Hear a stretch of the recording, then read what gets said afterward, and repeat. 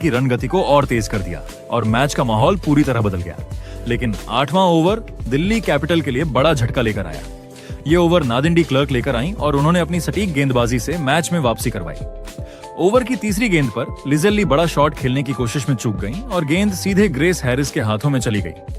Fielding में grace Harris ने कोई गलती नहीं की और कैच को सुरक्षित पकड़ लिया। इस तरह लिजेल ली की शानदार पारी का अंत हो गया। उन्होंने 30 गेंदों का सामना करते हुए 37 रन बनाए, जिसमें 3 छक्के और 3 चौके शामिल थे। लिजेल ली का आउट होना दिल्ली कैपिटल के लिए एक बड़ा झटका था। लिजेल ली के पवेलियन लौटने के बाद अब जिम्मेदारी कप्तान जेमिमा रोड्रिग्स ने खुद संभाली और वह बल्लेबाजी के लिए मैदान पर उतरी। जिसके बाद 9वें ओवर के लिए रॉयल चैलेंजर्स की कप्तान स्मृति मंधाना ने गेंद राधा यादव के हाथों में सौंपी। इस ओवर की चौथी गेंद पर जेमिमा रोड्रिग्स ने अपने ट्रेडमार्क अंदाज में शानदार कवर ड्राइव लगाया और चौका हासिल किया। हालांकि इसके अलावा राधा यादव ने इस ओवर में कसी हुई गेंदबाजी की और सिर्फ एक ही चौका दिया। उनकी लाइन और लेंथ ने बल्लेबाजों को बड़े शॉट खेलने से रोके रखा। वही 10वें ओवर के लिए एक बार फिर नादिन डी क्लर्क गेंदबाजी के लिए आईं, लेकिन इस बार कप्तान जेमिमा रोड्रिग्स ने आक्रामक रुख अपनाया। उन्होंने इस ओवर में 2 शानदार चौके जड़ते हुए यह संकेत दे दिया कि दिल्ली कैपिटल अब तेजी से रन बनाने के मूड में है। उनकी बल्लेबाजी में आत्मविश्वास साफ नजर आ रहा था और रन गति लगातार बढ़ रही थी। 10 ओवर की समाप्ति तक दिल्ली कैपिटल का स्कोर 2 विकेट के नुकसान पर 94 रन हो चुका था। इस मोड़ पर साफ दिखने लगा था कि अब दिल्ली कैपिटल की बल्लेबाज पूरी तरह से हाथ खोल चुकी है और बड़े स्कोर की ओर बढ़ने का इरादा साफ नजर आ रहा था। इसके बाद 11वां ओवर लेकर अरुंधति रेड्डी गेंदबाजी के लिए आईं। उन्होंने एक बार फिर अपनी सधी हुई लाइन और लेंथ का शानदार नमूना पेश किया।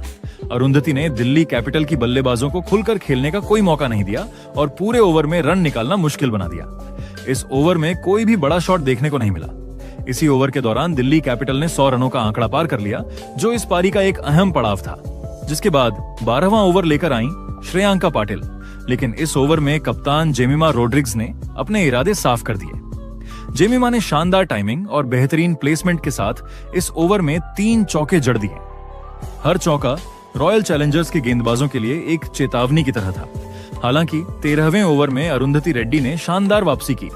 उन्होंने दोनों बल्लेबाजों को पूरी तरह से बांध कर रखा और कोई बड़ा शॉट खेलने का मौका नहीं दिया। इस ओवर में रन बनाना बेहद मुश्किल हो गया और दिल्ली कैपिटल की रनगति पर एक बार फिर ब्रेक लग गया। वही 14वें ओवर की पहली गेंद पर जेमिमा रोड्रिग्स ने राधा यादव की गेंद पर शानदार चौका जड़कर दबाव को कुछ हद तक कम किया। लेकिन इसके बाद की 5 गेंदें शांत रहीं, जहां दिल्ली कैपिटल की बल्लेबाजों ने समझदारी दिखाते हुए सिंगल और डबल लेकर स्कोर को आगे बढ़ाया। बड़े शॉट्स की कोशिश नहीं की गई और विकेट बचाने पर ध्यान दिया गया। जिसके बाद 15वां ओवर दिल्ली कैपिटल के लिए बेहद खास साबित हुआ।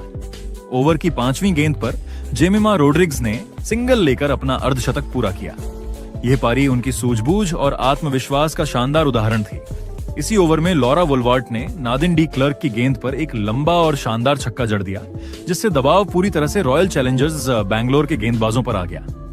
15 ओवर की समाप्ति तक दिल्ली कैपिटल का स्कोर 2 विकेट के नुकसान पर 140 रन हो चुका था। इसके बाद 16वां ओवर दिल्ली कैपिटल के लिए एक और बड़ा झटका लेकर आया।